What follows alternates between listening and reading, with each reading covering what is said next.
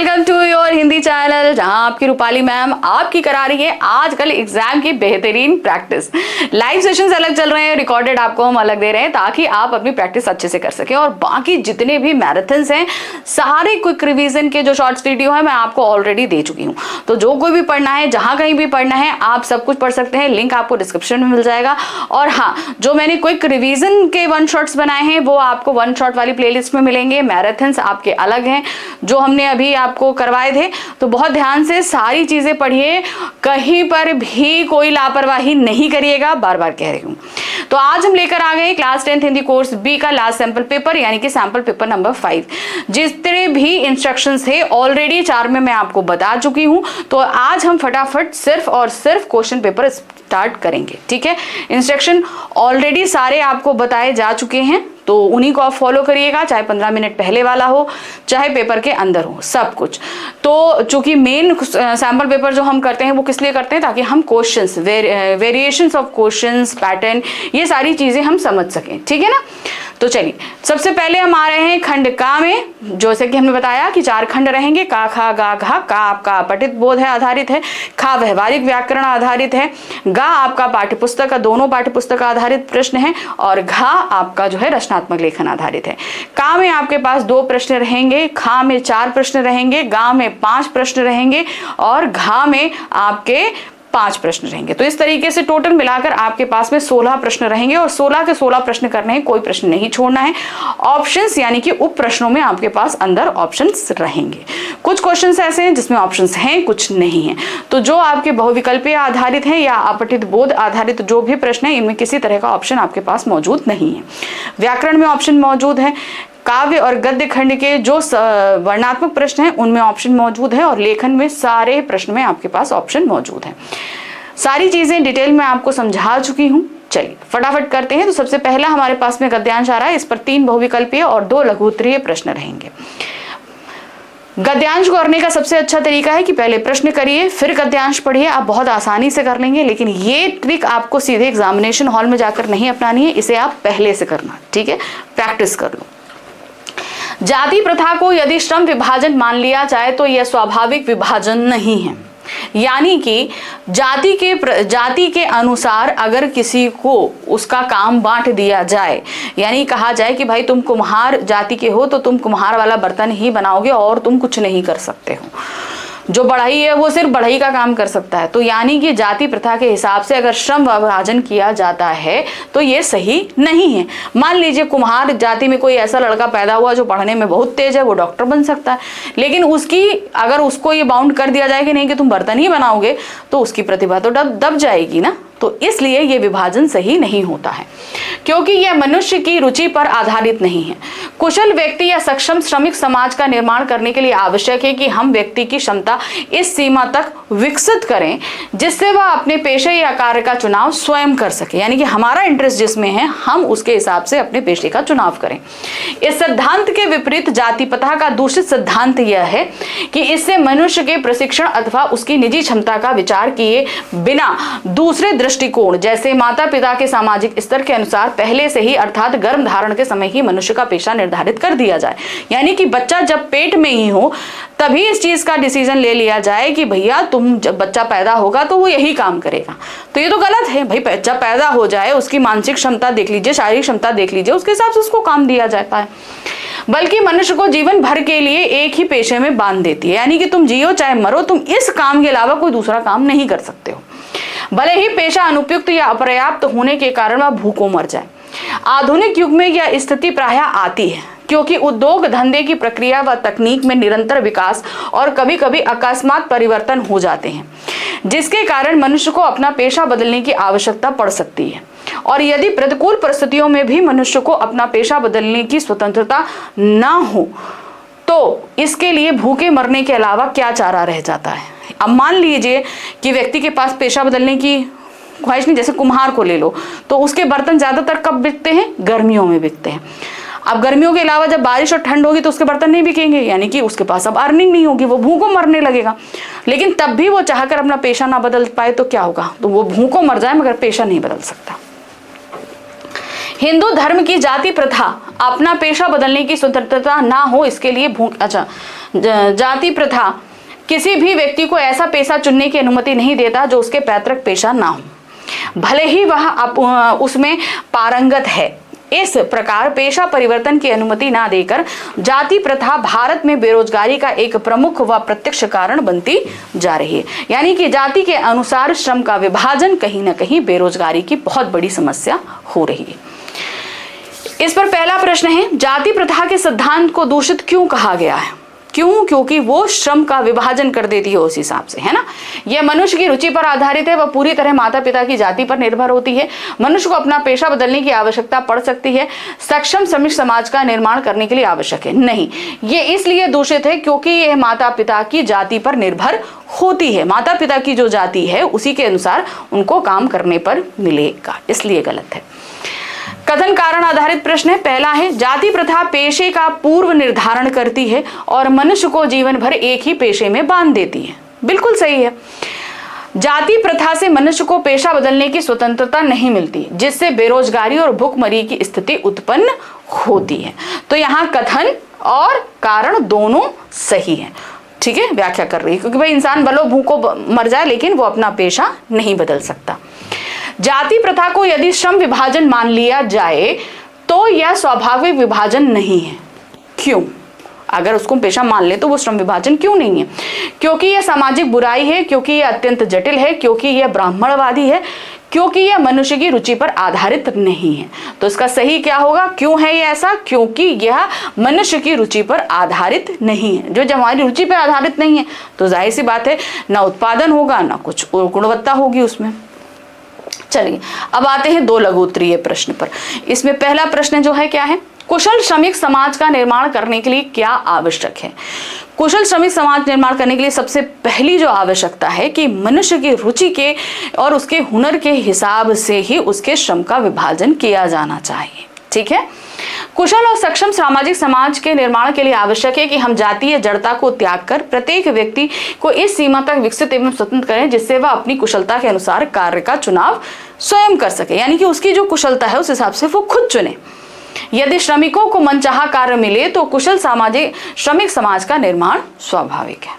ठीक है, अब आ जाए प्रश्न संख्या 5। जाति प्रथा पेशे का न केवल दोषपूर्ण पूर्व निर्धारण करती है बल्कि मनुष्य को जीवन भर के लिए एक पेशे में बांध देती है।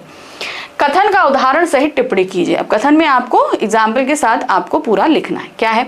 जाति प्रथा व्यक्ति की क्षमता, रुचि और उसके चुनाव पर निर्भर ना होकर गर्भ धारण के समय से ही व्यक्ति की जाति का पूर्व निर्धारण कर देती है, जैसे धोबी, कुम्हार, सुनहार आदि। ठीक है,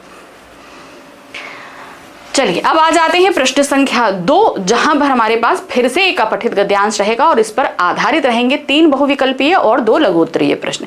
कोई ऑप्शन नहीं है। जो खंड का में आपके पास जो 2 प्रश्न दिए गए हैं जिसके अंदर उप प्रश्नों की संख्या 10 है, वो 10 के 10 आपको करने, कोई ऑप्शन आपके पास में नहीं रहेगा। ठीक है, सत्संग से हमारा अभिप्राय उत्तम प्रकृति ई के व्यक्तियों की संगति से है, यानी कि जिनकी सोच विचार जो है बहुत ही उत्तम हो, उनके साथ बैठना, उनके विचारों को सुनना। मानव मन में श्रेष्ठ एवं ग्रहित भावनाएं मिश्रित रूप से विद्यमान रहती हैं। कुछ व्यक्ति सहज सुलभ सद्गुणों की उपेक्षा करके कुमार्ग का अनुगमन करते हैं। ये सब क्या करते हैं? गलत रास्ता अपना लेते हैं। उनकी संगति प्रत्येक के लिए भयंकर सिद्ध होती है। अगर ऐसा कोई व्यक्ति संगति जो गलत रास्ते पे चल रहा है, अगर हम उसकी संगति लेते हैं तो हमारे लिए वो तो बहुत गलत है। वे न केवल अपना ही विनाश करते हैं अपितु अपने साथ रहने तथा वार्तालाप करने वालों के जीवन और चरित्र को भी पतन तथा विनाश की गर्त की ओर उन्मुख करते हैं। अतः ऐसे व्यक्तियों की संगति से सदैव बचना चाहिए। विश्व में प्रायः ऐसे मनुष्य ही अधिक हैं जो उत्कृष्ट और निकृष्ट दोनों प्रकार की मनोवृत्तियों से युक्त होते हैं। उनका साथ यदि किसी के लिए लाभप्रद नहीं होता तो हानिकारक भी नहीं होता, यानी कि अच्छा नहीं है तो बुरा भी नहीं होता है। इसके अतिरिक्त तृतीय प्रकार के मनुष्य वे हैं जो ग्रहित भावनाओं का दमन करके केवल उत्कृष्ट गुणों का विकास करते हैं। ठीक है, ऐसे व्यक्ति निश्चय ही महान प्रतिभा संपन्न होते हैं। उनकी संगति प्रत्येक व्यक्ति में उत्कृष्ट गुणों का संचार करती है। उन्हीं की संगति को सत्संग के नाम से पुकारा जाता है। 3 बहुविकल्पीय और 2 लघु उत्तरीय। क्या है? सत्संग से लेखक का क्या अभिप्राय है, यानी कि उत्कृष्ट व्यक्तियों की संगति, है ना। क्या देखते हैं? सहज सुलभ व्यक्तियों की संगति को, उत्तम प्रकृति के व्यक्तियों की संगति को, भावनाओं का दमन करने वाली संगति को, या उत्कृष्ट व निकृष्ट दोनों प्रकार के व्यक्तियों की संगति का। तो सही क्या है यहाँ पर, वो है आपका उत्तम प्रकृति के व्यक्तियों की संगति को कहा गया है, जिनके व्यवहार विचार बहुत ही अच्छे हों उन्हें। हाँ, अब आ जाते हैं प्रश्न संख्या 2, जो कि हमारा कथन और कारण आधारित है। सत्संग से हमारा अभिप्राय उत्तम प्रकृति के व्यक्तियों की संगति से है, जो दूसरों के जीवन और चरित्र को उत्कृष्ट बनाते हैं। ठीक है, बिल्कुल सही है। कुछ व्यक्ति अपनी खराब संगति के कारण अपने साथियों के जीवन को पतन की ओर ले जाते हैं। तो भाई कथन तो सही है ही, लेकिन कारण भी इसकी सही व्याख्या कर रहा है। ठीक है, चलिए तीसरा प्रश्न है, इस गद्यांश के अनुसार दो प्रकार की मनोवृत्तियां कैसी हैं? दो प्रकार की, लाभकारी हानिकारक, उत्तम नित्यम, उत्कृष्ट निकृष्ट, या अच्छी और बुरी। तो सीधे तरीके से यहां पर देखे जाए तो वो है आपकी उत्कृष्ट और निकृष्ट, मतलब एक तरीके से एक अच्छी और एक बुरी ही बताई गई है, लेकिन जो वर्डिंग इस्तेमाल करी गई है वो क्या है, उत्कृष्ट और निकृष्ट। ठीक है, चलिए अब आ गए दो लघु उत्तरीय प्रश्न पे। पहला क्या है, कुमार्ग का अनुगमन करने वालों की संगति भयंकर क्यों सिद्ध होती है? क्योंकि वो अपने लिए तो हानिकारक होते हैं, लेकिन जो उनके साथ रहते हैं उनके लिए भी वो हानिकारक और पतन का कारण बनते हैं। कुमार्ग का अनुगमन करने वाले न केवल अपना विनाश करते हैं, अपितु अपने साथ रहने वाले तथा वार्तालाप करने वालों के जीवन और चरित्र को भी पतन अथवा विनाश की गर्त की ओर उन्मुख करते हैं। दूसरा है, महान प्रतिभा संपन्न व्यक्ति किसे कहते हैं? जो बहुत महान होते हैं उनको किसको कहते हैं?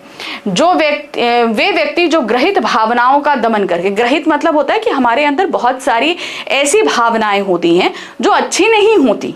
ठीक है, जैसे किसी से ईर्ष्या करना, द्वेष करना, किसी की चीज को पाने की इच्छा करना, ये वाली ग्रहित भावनाएं, तो इनको कहीं ना कहीं मार देते हैं करके केवल उत्कृष्ट गुणों का विकास करते हैं, महान प्रतिभा संपन्न व्यक्ति कहलाते हैं।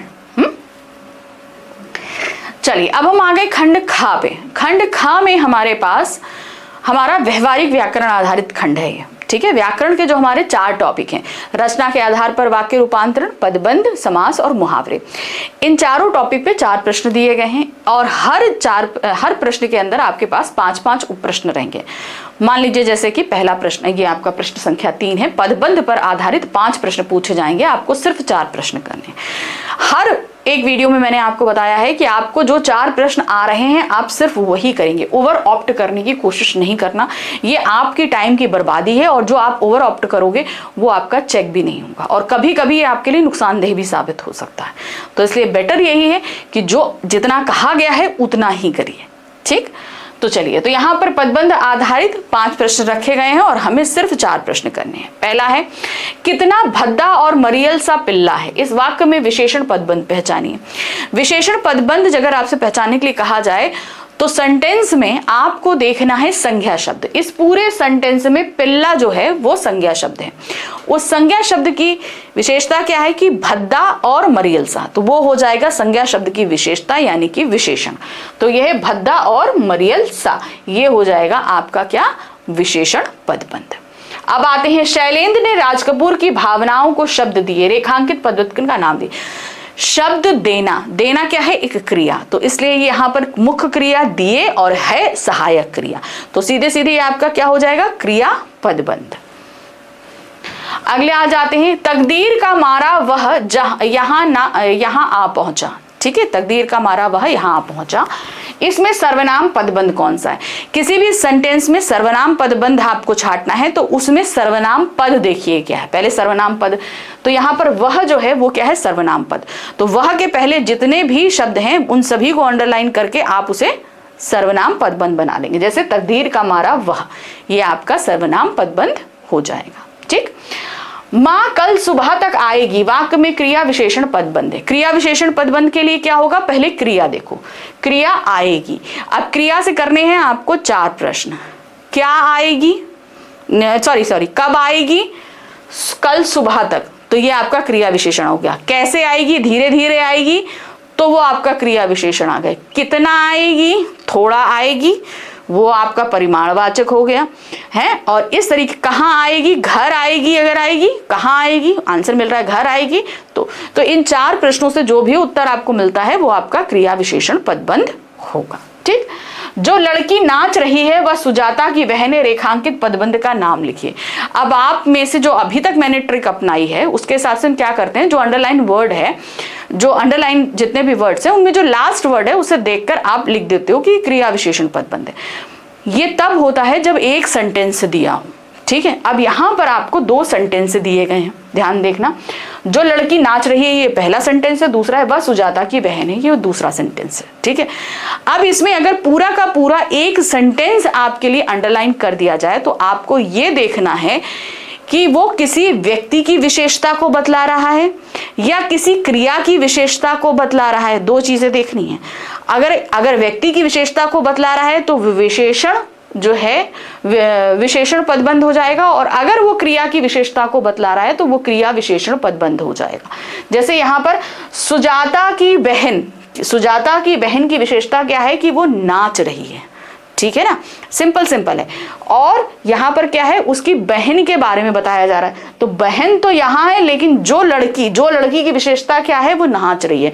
तो इस पूरे सेंटेंस में अगर हम बात करें जो लड़की नाच रही है, इसमें हम किसके बारे में, उस लड़की के बारे में बात कर रहे हैं, वही मुख्य है। तो वो लड़की हमारे क्या हो जाएगी, यहाँ पर हम कहाँ आ गए, वो लड़की हमारी सर्वनाम पदबंध हो जाएगी। ठीक है, ध्यान देना, यहाँ आखिरी वर्ड है तक क्रिया होते हुए भी ये सर्वनाम पदबंध कहलाएगी, क्योंकि इस पूरे सेंटेंस में हम जिसके बारे में बात कर रहे हैं, याद रखना किसके बारे में बात करें, उस लड़की के बारे में बात करें, वो लड़की जो, तो इसलिए ये सर्वनाम पदबंध है। अगर ऐसा कोई सेंटेंस आता है, ये थोड़ा सा अपर लेवल का है, लेकिन तब भी मैंने आपको ये समझा दिया है कि मान लीजिए सपोज अगर ऐसा आ जाए तो आप सिर्फ ये देखना कि जो अंडरलाइन पूरा सेंटेंस है, पूरा अंडरलाइन सेंटेंस है, ठीक है, जो ये सेंटेंस पूरा अंडरलाइन है, उसमें हम किसके बारे में बात कर रहे हैं।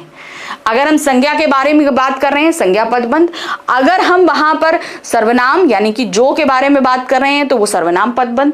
अगर हम किसी की क्वालिटी के बारे में बात कर रहे हैं, विशेषण पदबंध। किसी की क्रिया के बारे में बात कर रहे हैं, क्रिया पदबंध। तो ये ध्यान रखते हुए तब अंडरलाइन करना। ठीक है, ये बहुत इंपॉर्टेंट चीज थी जो मैंने आपको इसमें बता दी। अब आ जाते हैं प्रश्न संख्या 4, जहां पर वाक्य रूपांतरण आधारित आपके पास में 5 प्रश्न आएंगे और आपको 4 प्रश्न करने होंगे।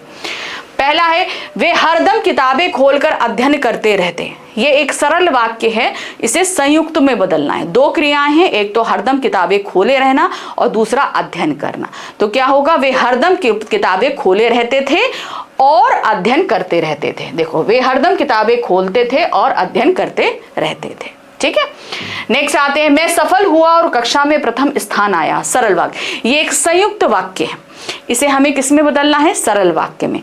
तो पहली बात है क्या है, मैं सफल होने पर कक्षा में प्रथम आया। ठीक है, मैं कक्षा में प्रथम आने के कारण सफल हुआ। आप भी कर सकते हो। ठीक है, दोनों किसी तरीके से भी कर लो। एक बार बिल्ली ने उचक कर 2 में से 1 अंडा तोड़ दिया। ठीक है, मिश्र वाक्य बनाना है, तो ये एक सरल वाक्य है। तो यहाँ पर पहले 2 क्रियाएं क्या होंगी, एक तो बिल्ली का उचकना और अंडे तोड़ देना। तो क्या हो जाएगा, जैसे ही एक बार बिल्ली उचकी, उसने 2 में से 1 अंडा तोड़ दिया। वैसे ही उसने 2 में से 1 अंडा तोड़ दिया, ऐसे कर सकते हो। ठीक है, वह 6 मंजिली इमारत की छत थी जिस पर एक पर्णकुटी बनी थी। सरल वाक्य में बदलना है, तो वह ये एक मिश्र वाक्य है। इसे कैसे बनाएंगे सरल में, तो क्या होगा, उस 6 मंजिली इमारत की छत पर एक पर्णकुटी बनी थी। नेक्स्ट है, बरसात होने पर सूरज छिप जाता है। मिश्र वाक्य में बताइए, जब बरसात होती है तब सूरज छिप जाता है, या जैसे ही बरसात होती है वैसे ही सूरज छिप जाता है। इस तरीके से आप मिश्र वाक्य बना देंगे। अगला प्रश्न है प्रश्न संख्या 5, जहां पर समास आधारित 5 प्रश्न आएंगे और आपको सिर्फ 4 प्रश्न करने होंगे। ठीक है, क्या है यहां पर, पहला, समास और संधि में क्या अंतर है।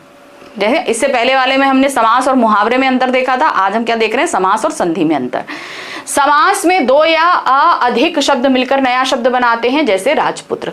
संधि में दो वर्णों के मेल से ध्वनि परिवर्तन होता है, जैसे विद्या प्लस आलय विद्यालय।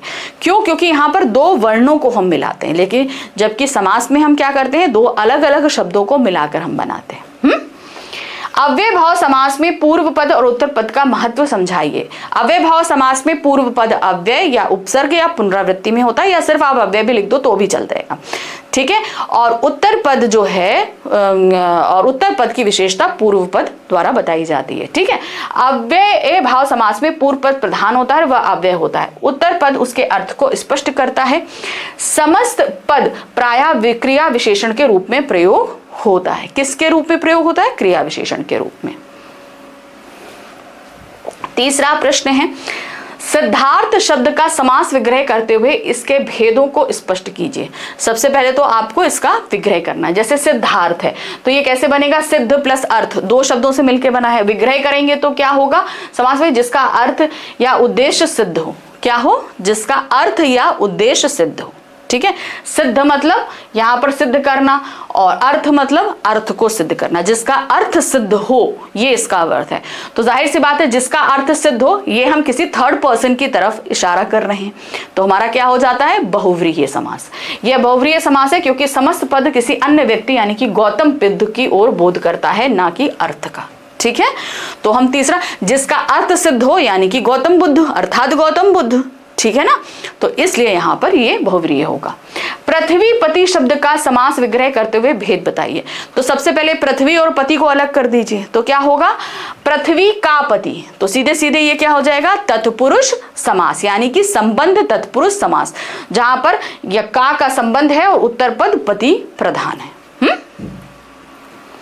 नेक्स्ट आ जाते हैं, त्रिलोकीनाथ शब्द का समास विग्रह कीजिए, उसके भेदों को नाम बताइए। तो ये तीन शब्दों से, त्रिलोकनाथ तीन शब्दों से मिलकर बना है। अगर इसका समास के हिसाब से विग्रह करेंगे तो क्या होगा? तीन लोकों का नाथ, ठीक है। तो तीन लोकों का नाथ, ये पता चल रहा है कि पहला शब्द आपका यहां पर, अच्छा देखिए यहां पर गड़बड़ी है, पहले मैं बता दूं, इसका जो विग्रह किया गया है वो गलत है। ये पूरी की तरीके से गलत है, ठीक है। अब जैसे यहां पर क्या है? तीन लोकों का नाथ है जो, अगर हम ये कर देते हैं अर्थात हमारा क्या हो जाएगा? शिव। अगर इस तरीके से हम इसको विग्रह करते हैं तो ये हमारा हो जाता है बहुव्रीहि समास।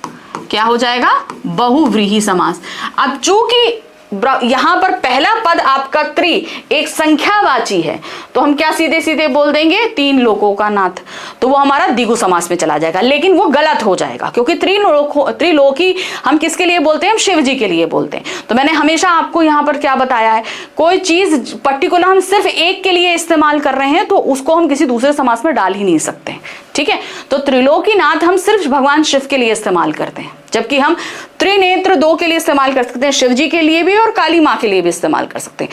तो वहां पर हम अलग अलग डिफरेंशिएट कर सकते हैं, लेकिन यहां हम नहीं कर सकते क्योंकि त्रिलोकीनाथ हम सिर्फ शिव के लिए जी के लिए इस्तेमाल करते हैं, इसलिए सीधे सीधे बहुव्रीहि समास में ही जाएगा, ठीक। चलिए अब हम आ जाते हैं प्रश्न संख्या 6, जहां पर मुहावरे आधारित आपके पास में रहेंगे कितने? 5 प्रश्न, और आपको करने हैं 4 प्रश्न, ठीक। तो चलिए आ जाते हैं, देख लेते हैं। पहला है, जरा सी बात पर डैश बनाना सही नहीं है।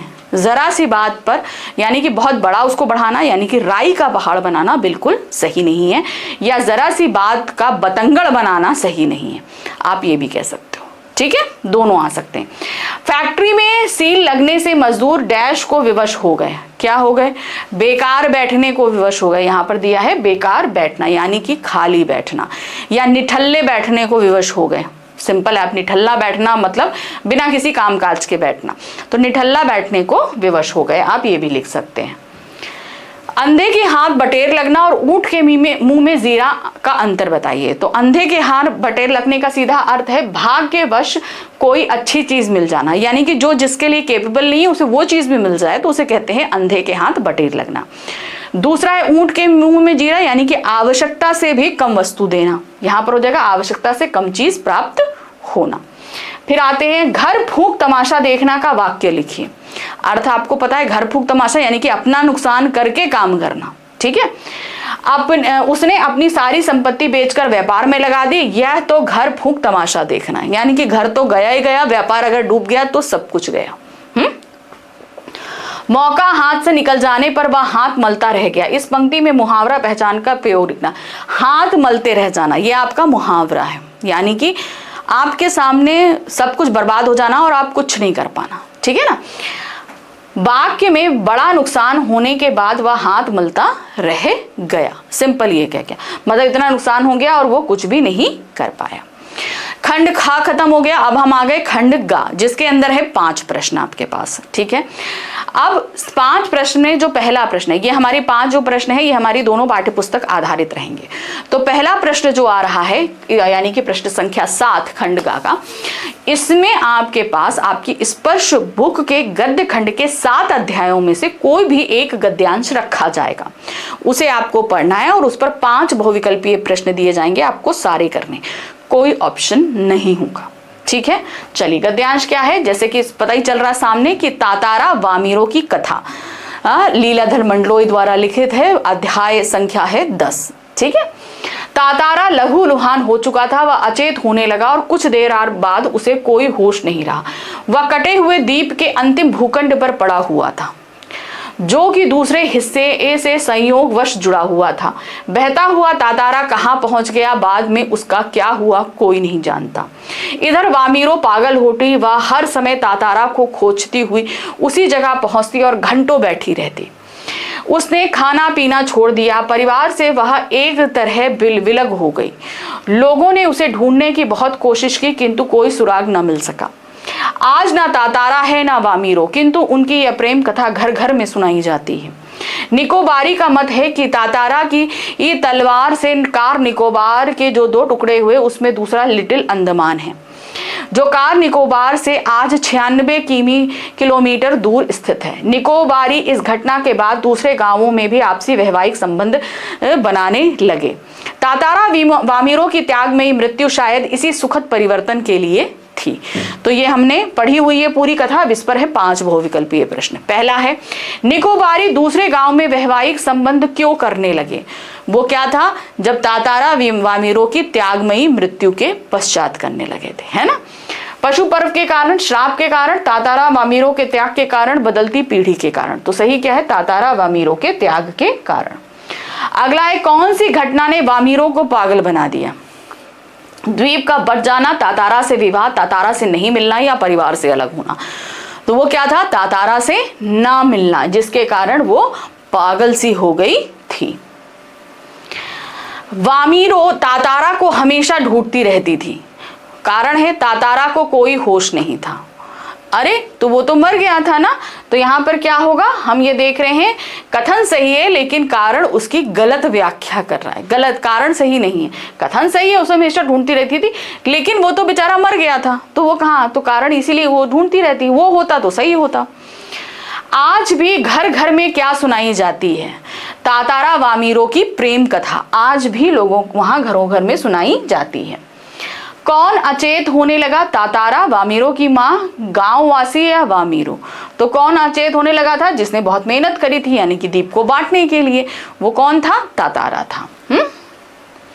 चलिए अब आगे प्रश्न संख्या 8, जहां पर हमारे गद्य खंड के 7 अध्यायों में से 4 प्रश्न रखे जाएंगे और सिर्फ आपको 3 प्रश्न करने होंगे, ठीक है।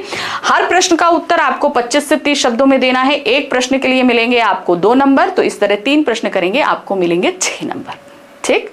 बहुत ध्यान रखिए, हर प्रश्न के साथ वर्ड लिमिट दी गई है। ये वर्ड लिमिट दी ही इसलिए जा रही है ताकि आप इसको फॉलो करो। और ये मैं अभी से नहीं, मैं सेशन के स्टार्टिंग से, इवन क्लास 9th से आप लोग को समझाती हूँ कि अपने आप को वर्ड लिमिट में बांधिए, जो बहुत जरूरी होता है कि नहीं। चलिए तो 4 प्रश्न है। 4 में पहला प्रश्न है, लेखक ने ग्वालियर से बंबई तक किन बदलावों को महसूस किया? अब कहा दूसरे के दुख में दुखी होने वाले पाठ के आधार पर बताइए। ग्वालियर से मुंबई आते वक्त वहां पर बहुत जंगल पड़ते थे पहले, लेकिन अब क्या हो गया है, वहां इमारतें बन गई थी। सारा एक तरीके से पहले जंगल था वृक्षों का, अब था इमारतों का जंगल, है कि नहीं। लेखक ने ग्वालियर से मुंबई तक अनेक बदलावों को महसूस किया। जैसे पहले बड़े बड़े घर, आंगन और दालान होते थे, अब डिब्बे जैसे घरों में सिमट गए हैं। ठीक है, ग्वालियर में बड़े बड़े घर थे, मुंबई में क्या है, छोटे छोटे फ्लैट्स हो गए हैं। चारों ओर इमारतें और केवल इमारतें हैं। पहले सब मिलजुल कर रहते थे, अब आत्म केंद्रित हो गए, यानी कि सेल्फ सेंटर्ड हो गए हैं। खुले स्थानों, पशुओं पक्षियों के रहने के स्थानों का अभाव हो गया है, क्योंकि भाई जंगलों को काटकर इमारतें बना दी गई हैं। पहले पशु पक्षियों को घरों में स्थान मिलता था, आज उनके घर आने के रास्तों को बंद कर दिया जाता है। इससे स्पष्ट होता है कि मानव स्वार्थी हो गए हैं और भावनाएं समाप्त होती जा रही है। एक तो हमने उन्हीं पशु पक्षियों के घरों पर कब्जा करके अपने लिए घर बनाए, और आज उन्हीं पशु पक्षियों को अपने घरों में जगह नहीं देते, उन्हें वहां से भी भगा देते हैं। झेन की देन पाठ के आधार पर बताइए कि जापान के लोगों में किस प्रकार के रोग बढ़ रहे हैं और क्यों। जापान के लोगों में मानसिक रोग बढ़ रहा है। इसका सबसे बड़ा कारण है अमेरिका के साथ प्रतिस्पर्धा। अमेरिका ने द्वितीय विश्व युद्ध का अंतिम जो चरण था, यानी जिससे खत्म हुआ, वो था हिरोशिमा और नागासाकी पर परमाणु बम गिराना, जिसके कारण जापान ना जाने कितनी सदियों पीछे चला गया। और कहीं ना कहीं जापानियों के अंदर इस चीज की बात हो गई कि हमें अब अमेरिका से आगे निकलना है। तो अमेरिका से आगे निकलने के लिए उन्होंने उनसे प्रतिस्पर्धा लगाई। अमेरिका जो काम 1 महीने में कर रहा था, जापानियों ने ठाना उसे 1 दिन में करने के लिए। लेकिन भाई इंसानी शरीर और मस्तिष्क की अपनी एक क्षमता होती है, यानी कि कैपेसिटी होती है। अब जापानी उस कैपेसिटी से ज्यादा कहीं शरीर और दिमाग से काम ले रहे थे, यानी कि बियॉन्ड द कैपेसिटी। और नतीजा क्या हुआ, उनके अंदर मानसिक रोग बढ़ने लगा था। जापानी मानसिक रुग्णता के पीड़ित थे, यानी कि रुग्णता मतलब रोगी बन रहे थे। इसका कारण उनकी असीमित आकांक्षाएं, उनको पूरा करने के लिए किया गया भागम भाग भरा प्रयास। महीने का काम 1 दिन में करने की चेष्टा, अमेरिका जैसे विकसित राष्ट्र से प्रतिस्पर्धा आदि। अगर हम दिन रात कार्य करते रहेंगे और हमारे शरीर को न्यूनतम आवश्यकता के अनुसार अगर आराम नहीं दिया जाएगा, तो हमारा शरीर निश्चित रूप से अनेक बीमारियों का घर बन जाएगा। जापानियों की सबसे प्रमुख समस्या यही है कि वह प्रगति की चाह में अमेरिका जैसे देश से प्रतिस्पर्धा करने के कारण उनके शरीर को बहुत सारी बीमारियों ने घेर लिया है। मानसिक ही नहीं, शारीरिक तौर पे भी बहुत सारी बीमारियां उनको घेर रही हैं। तीसरा प्रश्न है, कारतूस एकांकी से हमें क्या शिक्षा मिलती है। एक अच्छा चरित्र हमारे अंदर हिम्मत और बहादुरी का संचार करती है, जैसे कि वजीर अली के अंदर था, है कि नहीं। प्रस्तुत एकांकी से हमें शिक्षा मिलती है कि हमें अन्याय के विरुद्ध आवाज उठानी चाहिए। वजीर अली का चरित्र हिम्मत और बहादुरी से अन्याय के खिलाफ लड़ने की प्रेरणा देता है। वजीर अली की तरह हमें भी अपने देश के प्रति वफादार रहना चाहिए और दुश्मनों का सामना हिम्मत और साहस से करना चाहिए। चरित्र साफ रखिए, हिम्मत बहादुरी रहेगी तो हम दुश्मनों से सामना भी उसी तरीके से कर पाएंगे। चलिए अब आ जाते हैं 4th क्वेश्चन। यहाँ पर थोड़ा सा मैंने इसे डिटेल दे दिया ताकि मैं आपको समझा सकूं, लेकिन आप वर्ड लिमिट का ध्यान रखना। मैंने आपको अलग अलग हेडिंग्स में दिया है, आप इन्हें पॉइंट्स में दे देना। सिर्फ 2 पॉइंट्स ही दे दोगे, आप वर्ड लिमिट के अंदर काम कर लोगे। अगर कोई क्वेश्चन, जैसे मैं आप देखते हो ना कि मैं बियॉन्ड द लिमिट आपको बता रही हूँ, तो उसका रीजन ये होता है कि उसमें समझाने के लिए बहुत कुछ है। मान लीजिए मैंने इसमें 4 चीजें समझाई हैं, तो अगर आप लिमिट के अंदर उसमें 2 चीज भी लिख दोगे तो सफिशियंट होता है, ठीक है ना। तो आपको जैसे 25 से 30 शब्द लिखने, तो आप इन 4 क्वालिटीज में से खाली 2 क्वालिटीज लिखना और उन्हें पॉइंट्स में देना, तो 35 शब्दों के अंदर अंदर आप आ जाओगे, ठीक है। बड़े भाई साहब के व्यवहार में छोटे भाई के प्रति नरमी क्यों आ गई थी। बड़े भाई साहब पाठ के आधार पर बताइए। अब इन्होंने 4 पॉइंट्स यहाँ दे दिए हैं, ठीक है। देखते हैं क्या है। मुंशी प्रेमचंद की कहानी बड़े भाई साहब में बड़े भाई साहब के व्यवहार में छोटे भाई के प्रति नरमी आने के कई कारण थे। पहला, छोटे भाई की मेहनत और लगन। वो मेहनत मतलब कम समय में पढ़ रहा था, लेकिन बहुत लगन से पढ़ रहा था। कहानी में छोटा भाई अपनी पढ़ाई में कठोर परिश्रम करता और परीक्षा में प्रथम आ जाता। जाहिर सी बात है भाई परिश्रम करना है, आप पूरे दिन 24 घंटे परिश्रम करो या उतना ही काम आप 6 घंटे में कर लो, वो इंसान की अपनी बौद्धिक क्षमता पर निर्भर होता है। बड़े भाई का आत्ममंथन। छोटे भाई की सफलता बड़े भाई के लिए आत्ममंथन का कारण बनी, यानी कि उन्हें अपने आप सोचने के लिए मजबूर किया। उसे अपनी गलतियों पर पश्चाताप करता और यह पश्चाताप और आत्ममंथन उसे छोटे भाई के प्रति नरम बनाता। उन्हें लगता कि मैं जबरदस्ती उस पर इतना प्रेशर डाल रहा था, जबकि मुझे अपने पे काम करना चाहिए था, तो इसलिए वो नरम पड़ते गए। छोटे भाई का स्नेह और सम्मान, छोटा भाई बड़े भाई के प्रति सदैव स्नेह और सम्मान प्रदर्शित करता था।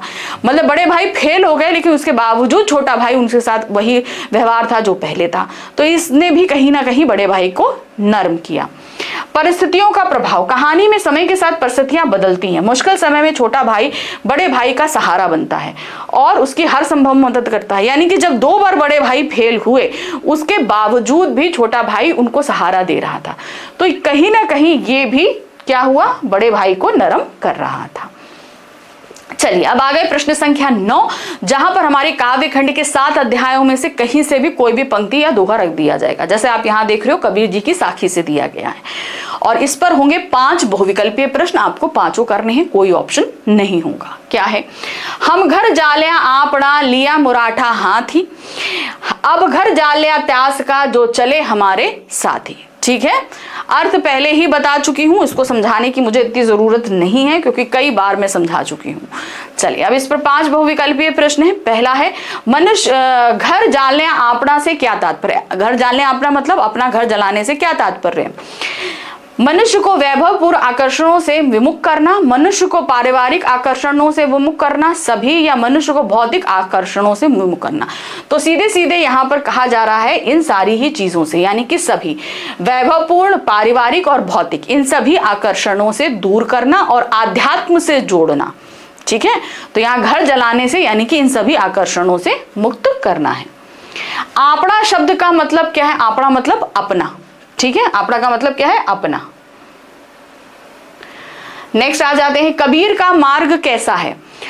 मक्कड़ संतों का, सदुक्कड़ संतों का, फक्कड़ संतों का, फक्कड़ या ज्ञान मार्गी संतों का। तो सीधे सीधे यहाँ पर ये क्या है आपका? फक्कड़ और ज्ञान मार्गी, इसीलिए उनको सदुक्कड़ कहा जाता है। ध्यान रखना, उनकी भाषा क्या है? सदुक्कड़ी। क्यों? क्योंकि वो साधुओं के साथ बैठे और वो साधु जो ज्ञान प्रदान करते हैं। ठीक है, इसलिए। नेक्स्ट है, कबीर के दोहों की भाषा कैसी है? उनकी भाषा कैसी है? ब्रिज भाषा है उनकी, ध्यान रखिएगा, तो ब्रिज भाषा है। 5वां प्रश्न, निम्नलिखित वाक्यों को ध्यान पूर्वक पढ़िए। चलिए देखते हैं। कबीर कहते हैं हमें भौतिक आकर्षणों से दूर रहना चाहिए, सही है। कबीर अपने अहंग को त्यागने की बात करते हैं। अगर हम देखें तो इस वाले दोहे में तो नहीं कहा है उन्होंने। ठीक है, कबीर अपने घर को जलाने की बात करते हैं। कबीर पाखंडों और आडंबरों को मानते हैं। कबीर सबको अपने पीछे आने के लिए कहते हैं। तो मेरे हिसाब से यहाँ पर आपका पहला और दूसरा सही है। क्यों? यहाँ पर अब मैं क्यों पहला दूसरा कह रही हूँ, क्योंकि उन्होंने ये 3 बातें तो कही नहीं है, लेकिन अगर हम सिर्फ पहले का ऑप्शन तो हमारे पास कहीं दिया ही नहीं गया। आप देख रहे हो ना ऑप्शंस में, दूसरी वाली बात उन्होंने कही है लेकिन दूसरे दोहे में कही है। तो ना चाहते हुए भी हमें पहला ऑप्शन टिक करने के लिए यहाँ पर दूसरा लगाना पड़ा, क्योंकि बाकी तो 3 गलत ही है। घर जलाने की बात उन्होंने कही नहीं। घर जलाना मतलब यहाँ पर जो है उसके पीछे का आश्रय उन्होंने क्या कहा है कि अपने अंदर की जो कुप्रवृत्तियां हैं उनको जलाने के लिए बात कही है उन्होंने। आडंबर और पाखंड वो मानते ही नहीं है, और सबको पीछे आने के लिए बात उन्होंने कही नहीं है। मतलब पीछे आने नहीं, जो मेरे साथ चल रहे हैं, यानी कि जो मेरी विचारधारा के साथ चलेंगे, मैं उनके अंदर की भी प्रवृत्तियों को दूर करूंगा। तो इस तरीके से 3 बातें कही नहीं है। और अगर ऊपर की 2 कहें तो खाली पहली वाली सही है, तो खाली पहला वाला हम लगा नहीं सकते, इसलिए हमें दूसरा वाला से लगाना होगा, क्योंकि वो सही है लेकिन इस दोहे में नहीं, दूसरे दोहे में सही है। ठीक, चलिए नेक्स्ट आ जाते हैं प्रश्न संख्या 10, जहां पर काव्य खंड आधारित जो आपके 7 अध्याय हैं उनमें से सिर्फ 4 प्रश्न रखे जाएंगे और आपको 3 प्रश्न करने हैं। हर प्रश्न का उत्तर 25 से 30 शब्दों में देना है आपको। और ध्यान रखिएगा, जो 25 से 30 शब्द आप यहाँ पर करेंगे, ठीक है, उसके लिए आपको सिर्फ 2 नंबर मिलेंगे। 3 प्रश्न करोगे तो 6 नंबर मिल जाएंगे। ठीक, चलिए पहला प्रश्न है, हरि आप हरो जनरी भीर पद के आधार पर सिद्ध कीजिए कि मीरा यदि एक ओर श्री कृष्ण की क्षमताओं का गुणगान करती हैं, दूसरी ओर उन्हें उनके कर्तव्यों का याद दिलाने में भी विलंब नहीं करती। तो उनकी गुणगान तो कर रही है, लेकिन उनका कर्तव्य क्या है? उनके भक्तों की पीड़ा को हरना। इसीलिए उन्होंने द्रौपदी, प्रहलाद और गजराज का उदाहरण देते हुए कहा कि आपने अपने भक्तों की पीड़ा को हरा है, यह आपका कर्तव्य है, तो इसलिए आप मेरी पीड़ा को भी हरिए। ठीक है, इस पद में कवियत्री मीरा भगवान कृष्ण के भक्त प्रेम का वर्णन करते हुए कहती हैं कि आप अपने भक्तों के सभी प्रकार के दुखों को हरने वाले हैं, अर्थात दुखों का नाश करने वाले हैं। मीरा अपने प्रभु की झूठी प्रशंसा भी करती हैं। ठीक है। तो यहाँ पर झूठी प्रशंसा करती हैं, प्यार भी करती हैं और अवसर आने पर डांटने से भी नहीं डरती। तो यहाँ पर जो ये दिया है ना झूठी प्रशंसा, मुझे लगता है ये गलत है, झूठी नहीं होना चाहिए, यहाँ पर सिर्फ प्रशंसा होना चाहिए, झूठी प्रशंसा तो नहीं कर रही है वो, ठीक है। श्री कृष्ण की ई शक्ति सामर्थ्य का गुणगान करती हैं और उनको उनके कर्तव्य भी याद दिलाती हैं, ठीक है। तोप और चिड़िया किसका प्रतीक है? तोप कविता के आधार पर बताइए। तोप कहीं ना कहीं एक शक्तिशाली व्यक्ति का प्रतीक है और चिड़िया एक कमजोर का, लेकिन साथ ही साथ ये दोनों मिलकर एक उदाहरण भी प्रस्तुत कर रहे हैं कि कभी तोप इतनी शक्तिशाली रही मगर आज वो शांत है, यानी कि उससे आज एक बहुत ही कोमल और दुरूह जो जीव है वो भी नहीं डरता है, ठीक है ना। तो कभी वो शक्तिशाली रहा होगा पर आज उसके अंदर शक्ति नहीं है। कविता में तोप और चिड़ियों के माध्यम से कवि अपनी बात कह रहे हैं कि तोप को अत्याचारी और क्रूर शासन व्यवस्था के रूप में दर्शाया गया है। जैसा कि तोप ने अपने जमाने में अनेकों वीरों को मौत के घाट उतार दिया था और वही तोप अब बाग के द्वार पर चिड़ियों के खेलने की वस्तु है। कवि चिड़ियों के माध्यम से यह बताना चाहता है कि अत्याचारी शासक और सत्ता का अंत एक ना एक दिन अवश्य होता है, अर्थात स्वार्थी तथा भाई भतीजावाद की नीति पर चलने वालों को जनता एक ना एक दिन अवश्य ही उखाड़ फेंकती है। चलिए तीसरा प्रश्न क्या है? कर चले हम फिदा कविता में उद्धत सांस थमती गई नब्ज जमती गई पंक्ति के संदर्भ में सैनिक के जीवन की कठिनाइयों का उल्लेख कीजिए। सांस थमती गई, सांस थमने का तात्पर्य क्या है? लड़ते लड़ते या घायल हो जाना। सांस जमती गई नब्ज जमती गई यानी कि अत्यधिक ठंडा। अगर हम ये देखें तो हमारे देश की जो सीमाएं हैं वो बहुत ही ज़्यादा ठंडी भी हैं, ठंडी क्षेत्रों में भी हैं और बहुत अत्यधिक गर्मी के क्षेत्र में भी हैं। तो यानी कि उन्हें एक्सट्रीम वेदर कंडीशंस को जो है वो फेस करना पड़ता है, एक तरीके से कहा जाए तो, है ना। पंक्ति सांस थमती गई नब्ज जमती गई के संदर्भ में सैनिक जीवन की कठिनाइयां इस प्रकार है। पहला है मौसम संबंधी, यानी कि जैसा कि हमने बताया अभी, सैनिक कठोर मौसम की परिस्थितियों का सामना करते हैं जिसमें उनकी शारीरिक स्थिति प्रभावित होती है। जाहिर सी बात है हम लोग का शरीर एक्सट्रीम वेदर कंडीशंस के लिए नहीं बना है। हाँ, जो पहाड़ों पर रहते हैं वो ज्यादा ठंड बर्दाश्त कर सकते हैं, मगर मैदानी क्षेत्र से जो सैनिक जाएंगे वो तो बर्दाश्त नहीं कर पाएंगे। दुर्गम पर्वतीय क्षेत्रों में तैनाती, वे लंबे समय तक दुर्गम और कठिन पर्वतीय क्षेत्रों में तैनात रहते हैं जहां पहुंचना और वहां रहना चुनौतीपूर्ण होता है। नेक्स्ट है किसी भी क्षण मृत्यु से सामना, उनके जीवन में किसी भी क्षण मृत्यु का सामना करना पड़ सकता है जो मानसिक और शारीरिक दोनों प्रकार की कठिनाइयों को पैदा करता है। भाई कभी दुश्मन ने हमला कर दिया तो क्या होगा, है कि नहीं, तो ये भी कहीं ना कहीं प्रभावित करता है उनको। चलिए अगला आ जाते हैं प्रश्न। कवि ने विश्वास बनाए रखने के लिए ईश्वर से प्रार्थना किन परिस्थितियों में की है? आत्मबल कविता के आधार पर बताई, यानी कि जब पूरा संसार उनके विरुद्ध हो जाए, लाभ हो ही ना, हानि होती रहे, जितनी विकट परिस्थितियां हो, लेकिन तब भी वो ईश्वर पे विश्वास बनाए रहें, इसकी प्रार्थना वो कर रहे हैं। ठीक है, कौन सी कविता है? आत्मत्राण। कविता के अनुसार कवि प्रार्थना करते हैं कि वे ईश्वर को स्मरण कर केवल दुख में ही नहीं सुख में भी करें। वे कहते हैं संसार में मुझे केवल हानि ही प्राप्त हो अथवा दुख के समय में पूरा संसार मुझे धोखा दे दे, फिर भी मैं तुम्हारा स्मरण करूं, तुम पर तनिक भी संदेह ना करूं, बस इतनी कृपा दृष्टि मेरे ऊपर बनाए रखिएगा। चलिए अब आगे प्रश्न संख्या 11, जहां पर हमारी पुस्तक संचयन, पूरक पाठ पुस्तक है संचयन, उसके 3 अध्यायों में से 3 प्रश्न रखे जाएंगे। आपको सिर्फ 2 प्रश्न करने, ठीक है। ये 2 प्रश्न का उत्तर आपको देना है 50 से 60 शब्दों में, यानी कि दीर्घोत्तरीय प्रश्न है। एक प्रश्न के लिए आपको मिलेंगे 3 नंबर, जब 2 प्रश्न करेंगे तो आपको मिलेंगे 6 नंबर, ठीक है। चलिए देखते हैं। पहला प्रश्न है, हरिहर काका के जीवन में आई कठिनाइयों का मूल कारण क्या था? ऐसी सामाजिक समस्या के समाधान के क्या उपाय हो सकते हैं? जो उनके जीवन में समस्या आई वो थी उनकी जमीन, जिसको हथियाने के लिए उनके भाई और ठाकुरबाड़ी के महंत उनके साथ अत्याचार कर रहे थे। ठीक है, तो यहाँ पर इंसान की भावनाएं, उसका साथ कोई मायने नहीं रखता, उसकी जो प्रॉपर्टी है वही मायने रखती है, ये चीज बताया गया। अगर आपके आसपास समाज में ऐसी कोई समस्या खड़ी होती है तो आप क्या करोगे? ठीक है, चलिए देखिए। हरिहर काका को परिवार व ठाकुरबाड़ी दोनों से धोखा मिला।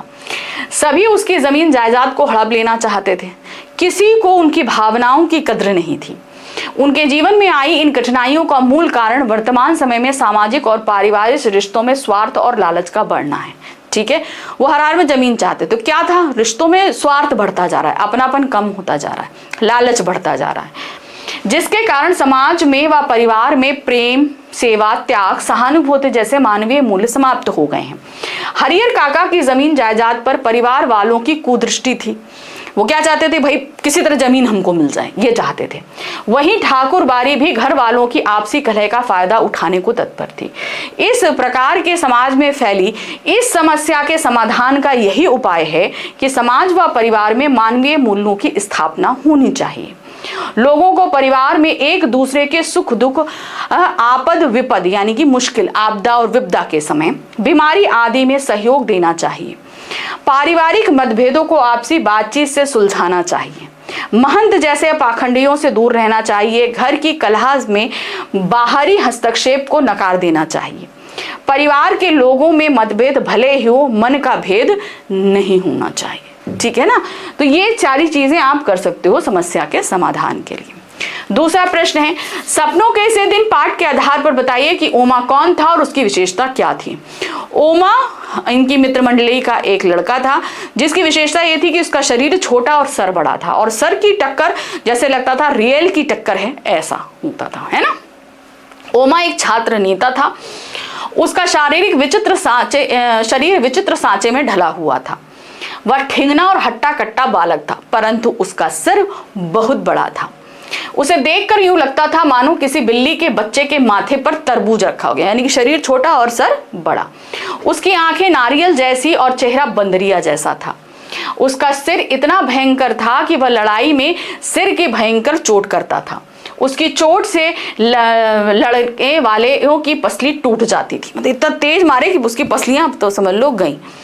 बच्चे उसके सिर के वार को रेल बम्बा कहते थे। वह स्वभाव से लड़ाका और मुंहफट था। भाई इतनी शक्ति थी तो वो किसी से दबता भी नहीं था, इसीलिए वो लड़ाका था। चलिए तीसरा प्रश्न आ जाते हैं चैप्टर टोपी शुक्ला से।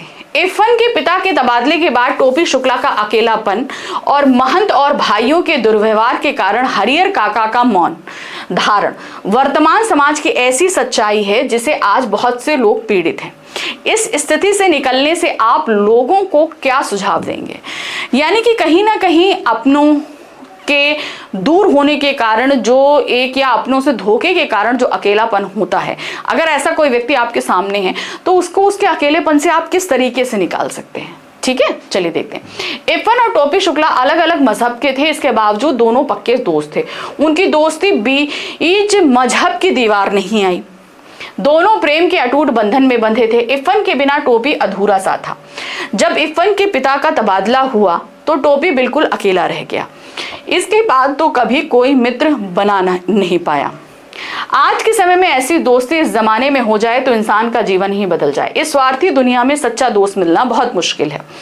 वर्तमान समय में ऐसे सच्चे और अच्छे लोगों को देश की जरूरत है। हरिहर काका की तरह प्रताड़ित नहीं होना चाहिए, ना ही मौन रहकर सब कुछ सहन करना चाहिए, क्योंकि यह भौतिक एक दुनिया स्वार्थों से भरी है। यानी कि हमें चुपचाप नहीं सहन करना, हमें उसका जवाब देना है। यहाँ सभी व्यक्ति स्वार्थी एवं लोलुप प्रवृत्ति के हैं। पारिवारिक संबंध उनके लिए अधिक मायने नहीं रखते। स्वार्थ एवं लालच से परिपूर्ण इस संसार में व्यक्ति की कद्र नहीं है। जिस तरह हरिहर काका महंत व भाई की वजह से सदमे के कारण बिल्कुल मौन हो गए, इसलिए बुजुर्ग हमेशा अपनी संपत्ति अपने नाम रखें और मुंह में आकर अपने जीते जी अपनी संपत्ति को कभी किसी के नाम नहीं करना चाहिए। ठीक है, तो दोनों ही कंडीशन में समाधान दे दिए गए थे। अब आ जाते हैं हमारी प्रश्न पत्र का अंतिम खंड, घा खंड, जो हमारा रचनात्मक लेखन पर आधारित है, और इस खंड में आएंगे 5 प्रश्न। पहला प्रश्न आपका रहेगा अनुच्छेद लेखन का, जहां पर आपको 3 उदाहरण रखे जाएंगे। तीनों में से आपको कोई भी एक शीर्षक पर अनुच्छेद लिखना है 120 शब्दों में। जो भी अनुच्छेद आप लिख रहे हो उसके लिए आपको मिलेंगे 5 नंबर। ध्यान दीजिएगा, और जो अनुच्छेद आप ज्यादा अच्छे से लिख सकते हैं उसे ही ऑप्ट करना। ठीक है, चलिए पहला यहां पर ऑप्शन दिया है प्रातःकालीन भ्रमण।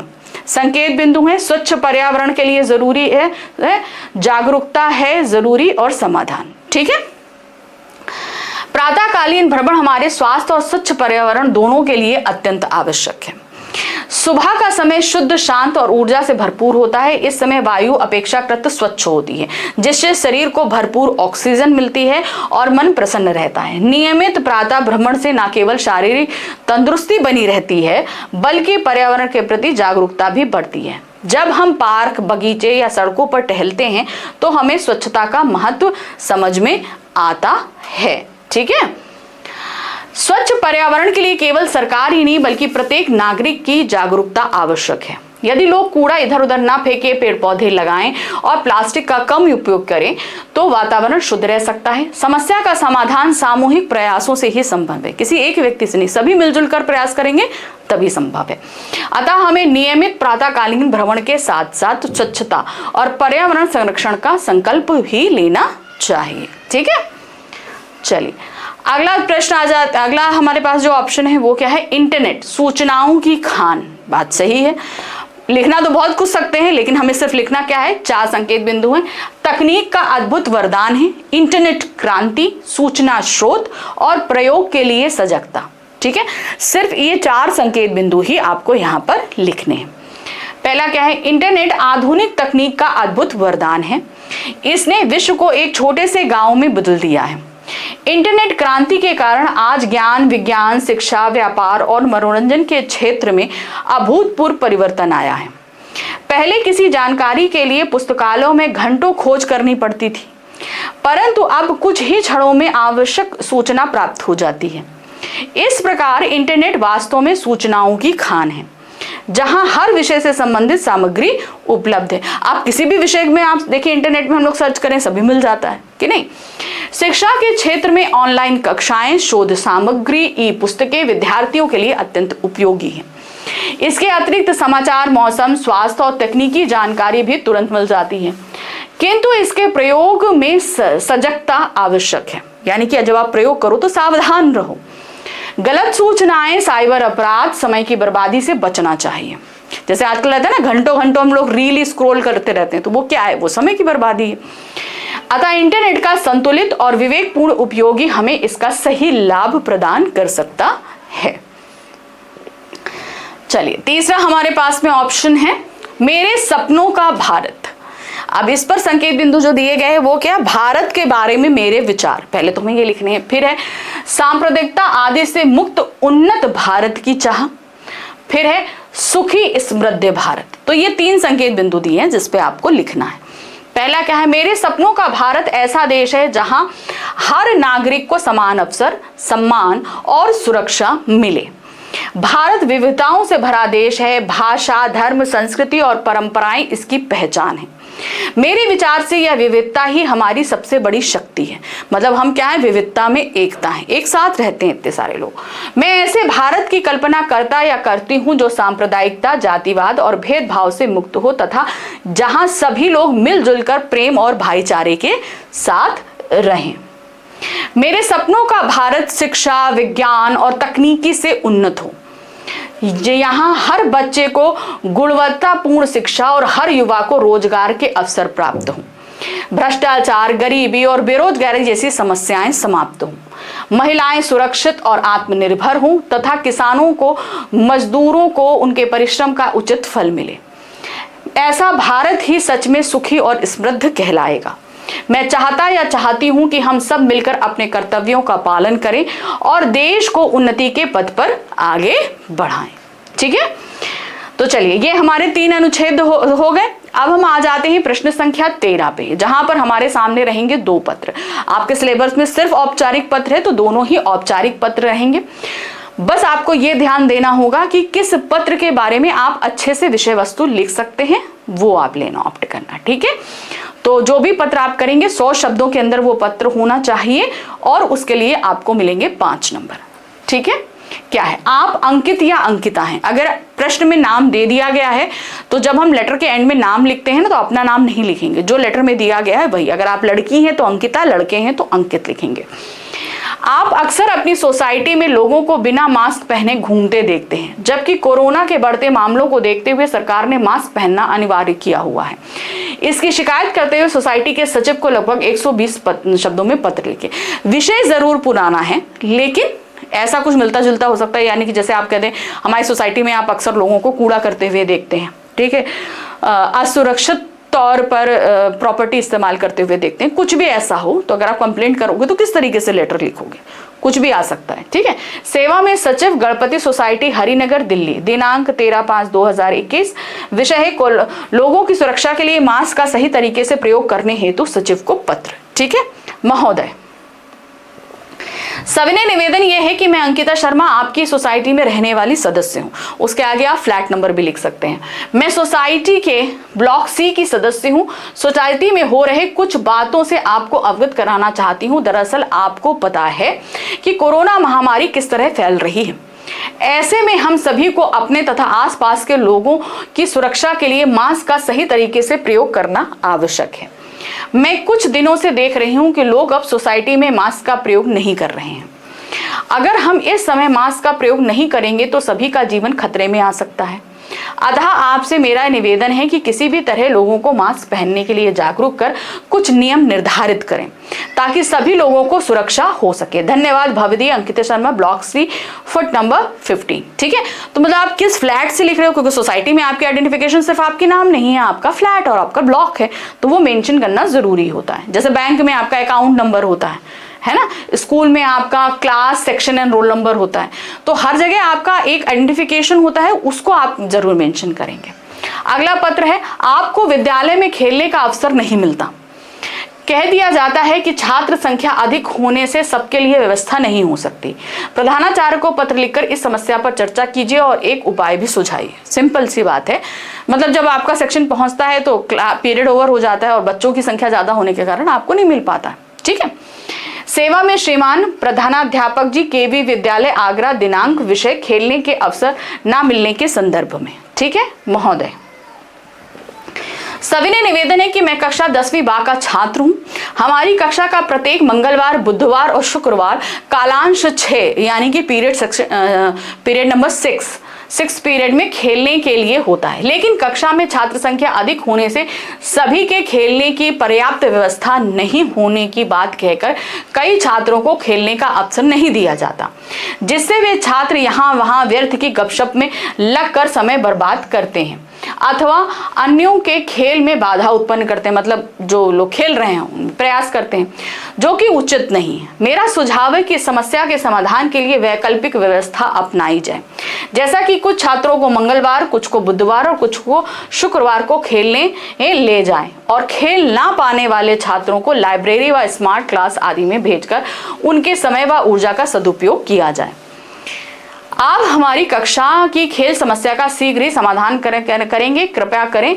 धन्यवाद। आपका आज्ञाकारी शिष्य गौरव, कक्षा 10वीं बा, ठीक है। तो मान लीजिए 30 छात्र हैं, 10 को मंगलवार को हो गया, 10 को बुधवार, 10 को शुक्रवार, तो इस तरीके से ले जाया जाए, ऐसा उन्होंने सजेस्ट किया है, ठीक है।